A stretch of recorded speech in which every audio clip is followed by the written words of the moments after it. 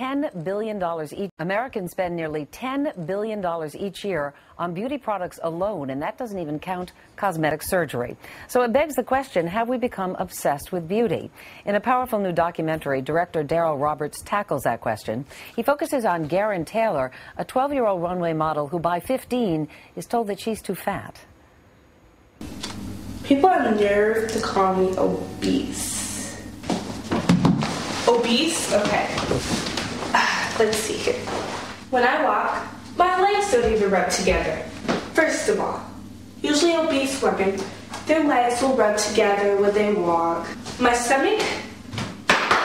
Flat. Flat. Volleyball. Darryl Roberts, Garen Taylor, good morning to you. How are you? I'm great, thank you. Let's start with that clip, Garen, because at that time you're 15. You've been told by an agency in Paris that you literally are too fat to model for them. And you, as a parent in the picture, obviously that's not true. You look great. What was going through your mind at that point? I mean, when I was working for 3 years, you know, getting jobs and stuff, and I was told I was obese out of nowhere, it's like, that really hurt because that was supposed to be like my fashion family. Like, that was my second family. So, I mean, it was really hard for me to cope. I didn't cope well with it. I went on like a diet, slight eating disorder. So, I mean, it was hard. Because your initial reaction there is you're mad. I was furious. And yet you did incorporate it, though, which is interesting, and then try to change yourself. Right, yeah. I was upset. I was like, whatever, I'm done with this. And then it just all hit me at once, and it was hard. Darryl, how did you find Garen? You decided to do this documentary on beauty obsession, which in and of itself, and looking at you, I wouldn't say necessarily this is the guy that would do that. You're not in the industry. Right. But you decided to do it, and then you hooked up with her. How did that happen? Basically, I was at a fashion show at the first LA Fashion Week, and this model came out on the stage, and it was her. I didn't think anything of it because there's 40 models in the show. She was another one. When she was out there, the guy standing next to me said, "Oh my gosh, I would love to take her home with me tonight for like 2-3 days." And when he said that, the woman standing next to me told him, "Well, if you do it, you better be careful because she's only 12. And when she said that, I said, "Oh my gosh," my first thought was the fashion industry is resorting to sexualizing a child. And I met her mom and asked them, could I follow them? Because I'm like, be interested to see where this is going.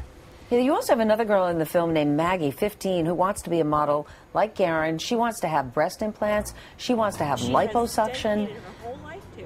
One of the things in the movie is that a lot of the images that are being proliferated by the media and advertising are affecting young girls. And all these plastic surgery shows are desensitizing our youth, teenage girls, as to what they'll do to look good about themselves. And you also found out in your movie that a lot of these plastic surgeons are sort of plastic surgeons in name only.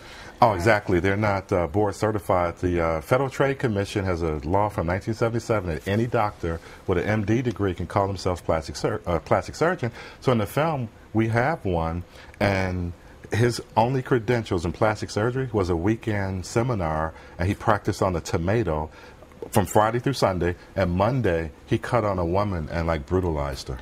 Garen, how were you able to grow beyond this? I mean, as we talked about it, anger, then sort of succumbed to it, started dieting. How were you able to get out of that? Because are you still in this?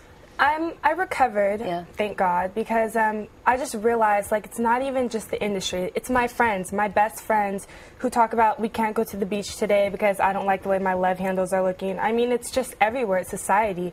It's teenagers. So when I got in my church and just worship with my fellowship and my group of teenagers my age, and we all talked about it, we all have the same issues and problems, so we overcome it together. So it's really my teens, my peers that helped me. That helped you. And the message, ultimately, Darryl, of the documentary? For me, what I'm trying to put out there is that we have to learn to love ourselves the way that we are, and we have to find the unique, beautiful thing about us for the sake of our self-esteem.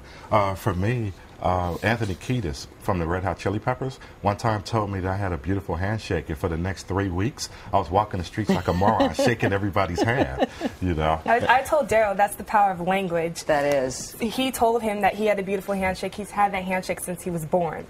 So. Well, I thank you both, and even the greater message, keep reinforcing it. I want that handshake. Thank you. Thank you. Thank you. Thank you. Pleasure to see you both. Too.